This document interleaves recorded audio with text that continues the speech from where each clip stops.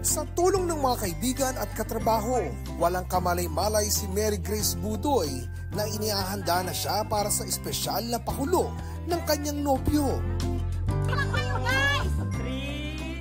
2, 1! Worth it naman ang efforts dahil nag-yes si Mary Grace sa marriage proposal ni Alexander Saavedra.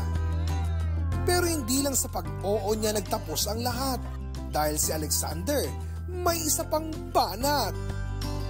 Sinabot ko ang sertipiko ng pagmamahal ko sa kanya. Doon sinasabing ko, pinapakita ko at pinaparamdam ko kung hanggang saan ang pagmamahal ko sa kanya at permado ko pa yun. Napaka-unusual na may pag-ganon, biro ko. Ipapanotaryo ko to para pwede ko siya kasuhat pag hindi niya to ginawa. Sobrang saya po at talagang na-surprise po ko.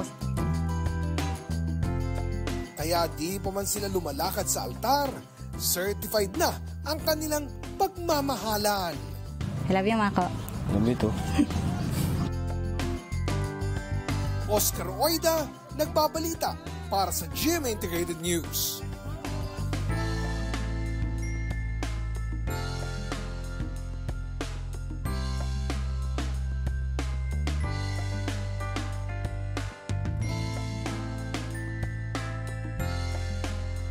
Huwag magpahuli sa mga balitang dapat ninyong malaman.